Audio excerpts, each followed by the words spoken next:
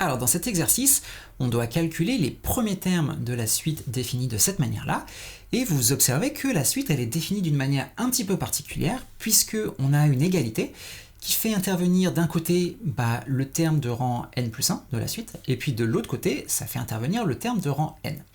Donc on a une relation qui fait intervenir les termes de la suite des deux côtés. Ça, c'est ce qu'on appelle une relation de récurrence.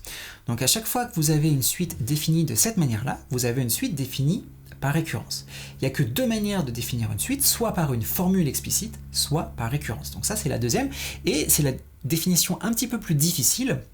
Souvent au début, vous avez un petit peu du mal, mais on va justement prendre le temps, et c'est l'objectif de cet exercice, de se familiariser avec les définitions d'une suite par une relation de récurrence, en calculant différents termes de la suite. Donc par exemple, on veut commencer par calculer U1, puisque U0, on le connaît déjà. Donc comment est-ce qu'on fait pour utiliser une relation de récurrence lorsqu'on veut calculer les premiers termes? Donc déjà, en fait, il faut que je sois capable de lire cette relation et de comprendre ce qu'elle me dit, de comprendre les relations qu'elle fait intervenir. Vous voyez qu'elle fait intervenir ici U indice n plus 1 et ici U indice n. Quelle est la relation entre ces deux termes? Eh bien, si je vous dis, par exemple, j'ai le terme U indice 5, quel est le terme précédent? Eh bien, le terme précédent, ce serait U indice 4. Si vous avez U indice 11, le terme précédent, ce serait le terme U indice 10. Et en général, lorsque vous avez U indice n plus 1, quel est le terme de rang précédent? Eh bien, si l'indice diminue de 1, le terme de rang précédent, ce serait donc le terme U indice n. Donc là, ici, vous voyez, en fait, cette relation de récurrence, elle nous dit que le terme U indice n plus 1 dépend en fait du terme juste avant, le terme U indice n. Donc déjà, pour commencer, lorsque je veux calculer U1, je vais avoir 2 fois U0. D'accord? Comme ça, je commence déjà à avoir bien la même forme que ma relation de récurrence, mais en ayant adapté. Ici, j'ai la relation entre U1 et U0. Et ensuite, on a une autre expression qui apparaît là. Vous avez moins 3 fois n. Et alors, qu'est-ce que ça représente n ici? N, ça représente un indice, d'accord? Mais ça représente quel indice? Vous voyez que le n qui est là, c'est le même que le n qui est là. Donc, nous, l'indice qu'on a écrit là, c'est l'indice numéro 0. Donc, on va avoir moins 3 fois 0. D'accord? On a bien ici le même indice que l'indice du terme qu'on a écrit juste là.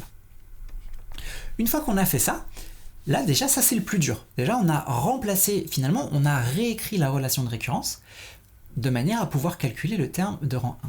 Il ne nous reste plus qu'à exprimer tout ce qui est là. Donc U0, on a dit qu'on le connaît, puisqu'il nous est donné dans l'énoncé, c'est égal à 1. Donc on a 2 fois 1, moins 3 fois 0, donc ça fait 0. Et donc au final, U1 est égal à 2.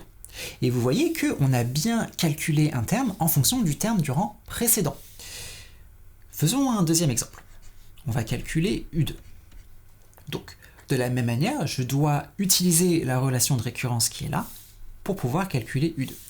Ma relation de récurrence, elle me dit que un terme, U indice n plus 1, qui va ici correspondre à U2, est défini en fonction du terme précédent, UN.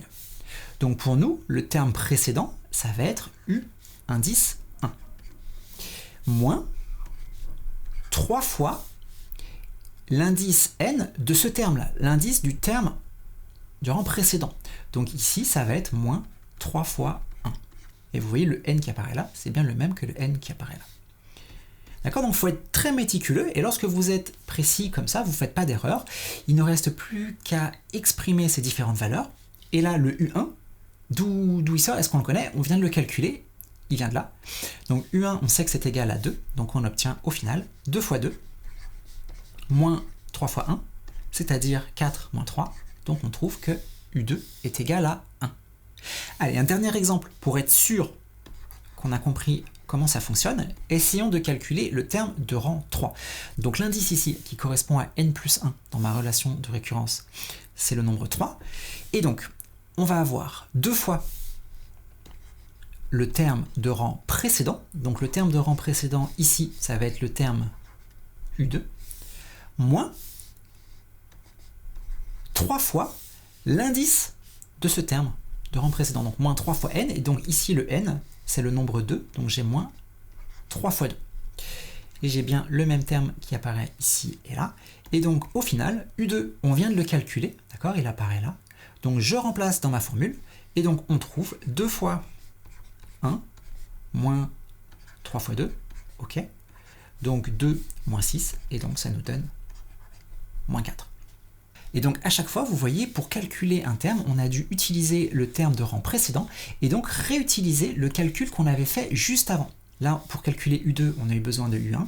Pour calculer U3, on a eu besoin de U2, qu'on avait calculé juste là. Maintenant qu'on sait calculer les différents termes d'une suite, que ce soit lorsqu'elle est donnée par une formule explicite ou par une relation de récurrence, la prochaine étape, c'est d'être capable de décrire les variations de cette suite. Autrement dit, de dire si elle est croissante ou décroissante, un peu comme une fonction. Et pour pouvoir faire ça, pour pouvoir dire si la suite est croissante ou décroissante, on va avoir besoin d'une étape intermédiaire qui est d'être à l'aise avec le fait de comparer les termes successifs d'une suite, d'accord, pour voir si le terme suivant est plus grand ou plus petit que le terme précédent. C'est ce qu'on va voir dans le prochain exercice.